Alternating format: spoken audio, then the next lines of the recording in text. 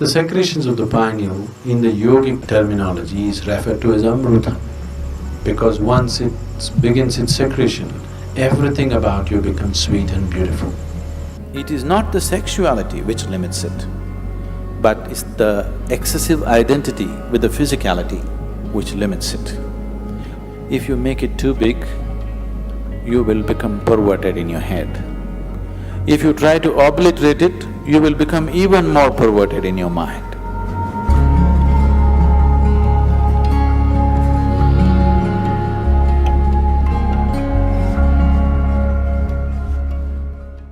A 92-year-old man went to his doctor for a full medical checkup. The doctor checked him up and he said, "Hey old boy, for your age you're doing great, everything is just fine with you." But the man asked, "But doctor, what about my sex life?" So the doctor asked, "Thinking about it or dreaming about it?" The more you try not to think about something, the more you will think about it. This is the nature of the mind. So there are many reasons why one indulges in sex. For some, it is just pleasure. For some, it is a way of building this bond and companionship. Otherwise, people feel they're going away from each other. They may be just fine, but a lot of people, it is psyched in their mind that if they're not sexually involved, they're actually moving away. Not true. You can be very close to somebody and need not be involved in any physical manner, isn't it? But societies are psyching, especially in this part of the world, people are hugely psyched. If there's no sexuality, you don't really have a relationship. In fact, the word relationship, it took me some time to understand, that here, if you say a relationship, you're supposed to understand it's sex-based relationship. Nothing else is a relationship. If I can have a very strong relationship with you and not be concerned about your body, isn't it? I may not be drawn to your body in any way, but I can have a very powerful relationship with you. But all those possibilities are completely discounted. A relationship means you must be in some way physically involved, man, woman, or man, woman, woman, whatever you like. Essentially, it's body-based. What kind of body is individual choices, but essentially it is body-based. This has happened because somewhere our identification in the body has gone beyond normal levels of identity. It is excessive identification with the body. That is why body-based relationships have become the crux of the society. One who is too identified with your physical body naturally is sex-driven, because that is the highest thing that he knows. There are ways we can make you find something which is far bigger than this. Once you taste something better, I don't have to tell you, give this up or give that up, it'll anyway fall off, isn't it? There are ways to do certain sadhana which is more intense than sexuality, which is more ecstatic than sexuality. On one level, if you look at it, all dimensions of yoga, one way or the other, are ultimately trying to activate the pineal. Because once it begins its secretion, everything about you becomes sweet and beautiful. It creates a whole inner pleasure, which makes all the outer pleasures look like kindergarten stuff. That's the reason yogis are just sitting with eyes closed, not because they're against pleasure, they're against small pleasures, that's all. So the Shambhavi, one thing that's happening is, it stimulates the pineal secretion in a big way, which leaves you drenched in a certain level of sweetness throughout the day. It just leaves you in a certain state of ecstasy and blissfulness because the pineal gland is active. This is one aspect of your physiology which is very close to your consciousness. The rest of the physiology is about survival, but pineal gland is one aspect of your physiology which is very, very close to transcending the physical. In the yogic traditions, this sweetness is referred to as amrita or the ambrosia or the elixir of life. One drop, if it comes into the system, suddenly the whole system just cools down, the whole system is lubricated, functions at ease, the desperation in the system is gone, the desperation in the mind is gone. So, ambrosia means you found your own pleasure. If you're extremely joyful within yourself, you found the amrita within yourself. You're an extreme state of pleasantness. Now, being with people, not anymore about squeezing pleasure out of them. Being with people is just being with them. Only now you're truly capable of love. Otherwise, it is just a open sesame trick. I love you means, whether they believe you or not, for that moment they make themselves believe you. Because they are also in need of something, you're also in need of something. Isn't it? It's like Alibaba under 40. Open sesame means it opens. This is just like I love you means many things open up. Now, by doing this, I'm not saying it's right or wrong, that's the way people conduct their life, there's nothing to it. But by doing this, the true possibility of knowing an intense sense of love within you is lost. You're here constantly looking, what can I get out of this person, what can I get out of that person? This is a con job. It's called a love affair. But it's a con job. But if you are extremely ecstatic by yourself, when you're being with people, it's about sharing your ecstasy. It is about, if they are not touched by it, somehow to touch them with it, rather than seeing what you can squeeze out of them. The whole fundamentals of your life will change.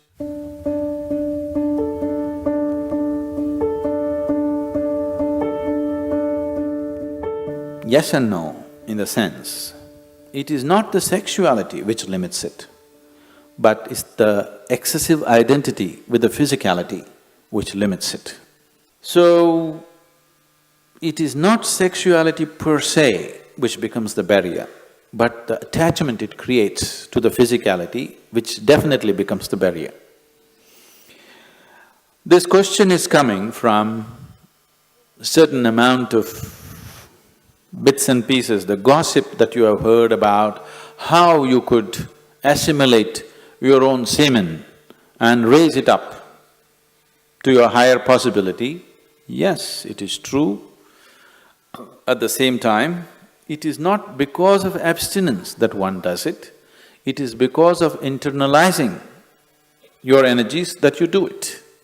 It is not simply that somebody is abstaining from sex and suddenly his energies are all organized and it's going up. It's not true.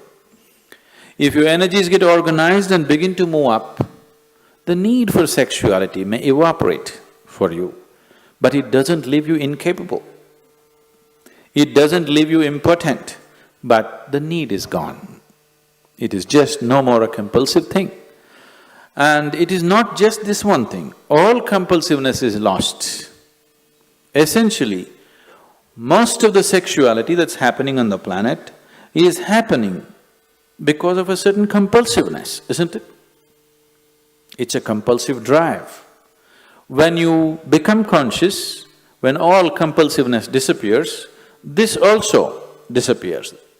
It is just that because people are so body-oriented, they're always thinking spirituality versus sexuality. They are not connected. They are not connected. One is of the body, another is of a different dimension. It is simply because people are so… because religions of the world, moral schools and the ethical schools have been always speaking against it, it has become such a big issue in people's minds. They think the only way to know something beyond is, you must be away from this. Because somewhere you're not able to accept the simple biology of a human being, which is the tragedy, that you cannot accept the simple biology. You either have to celebrate it or you have to push it down the drain. Both are not needed. You can look at it for the limitation that it is and for the possibility that it is.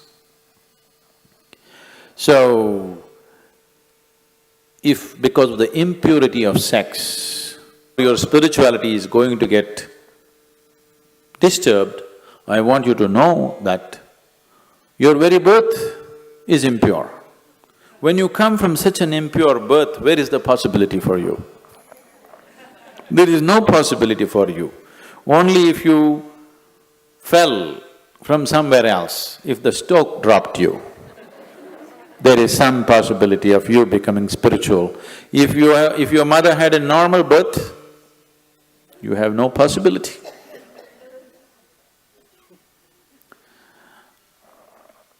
A 6-year-old girl came home one day from school and asked, "Mama, how was I born?" The mother was embarrassed. She said, "A stoke dropped you." She said, "Okay." She noted down, "Mama, how were you born?" "A stoke dropped me too." "Mama, how was grandmama born?" "A stoke dropped her too."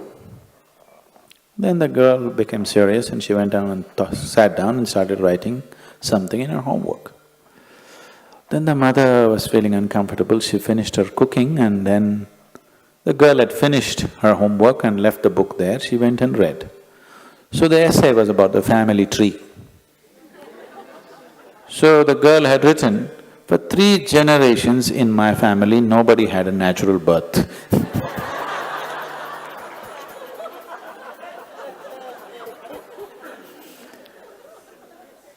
So because of absurd ideas, either we exaggerate something or we try to unnecessarily play it down. It has a certain role in your life. If you make it too big, you will become perverted in your head. If you try to obliterate it, you will become even more perverted in your mind. After all, now I am speaking, this is a kind of energy.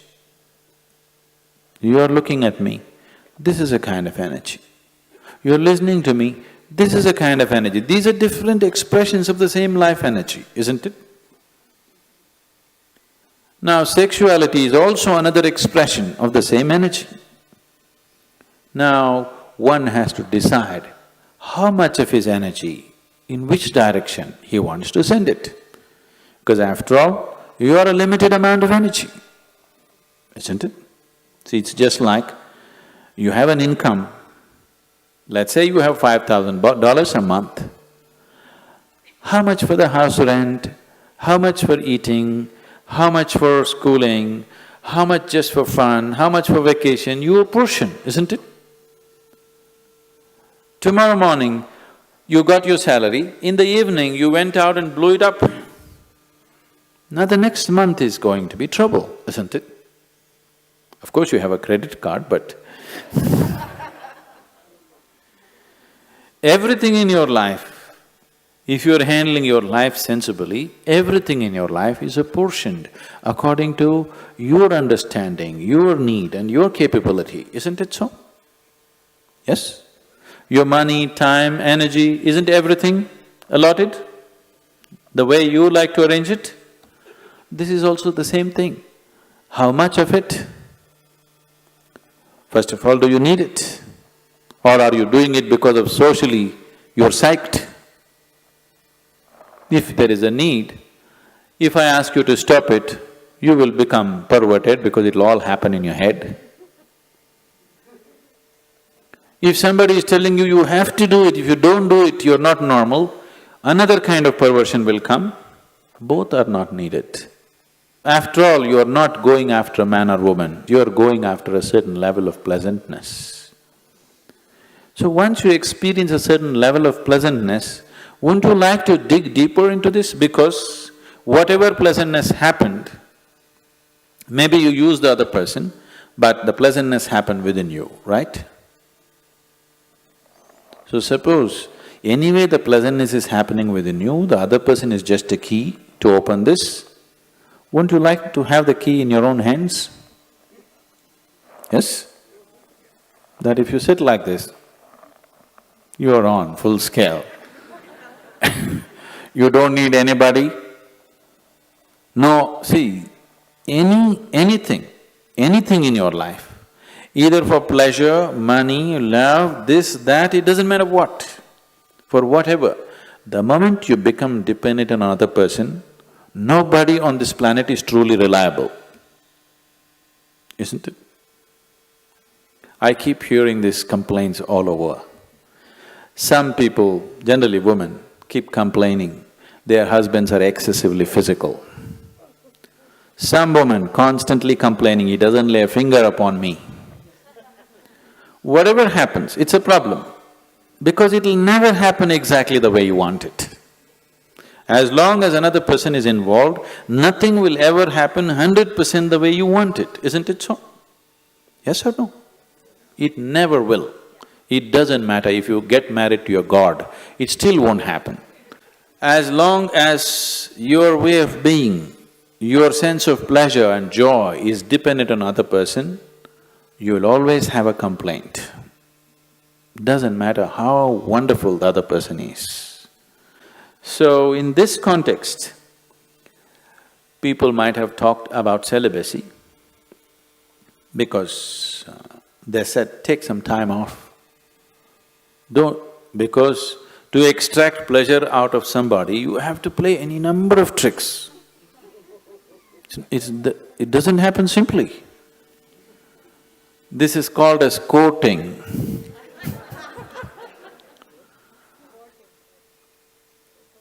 Once you go to the court, the judgment day will come.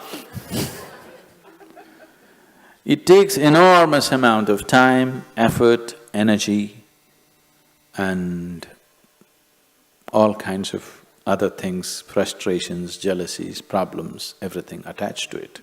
So somebody said, take time off from those things and see if this could be internally generated, and then being with people will become more out of your love than out of your need, which is definitely a better way to be with people, isn't it? It is definitely a better way of honoring another human being, isn't it so? Give this a little more attention. Instead of paying attention to that one and that one and that one, give this one a little more attention. It will produce much more pleasure than any other one can produce for you.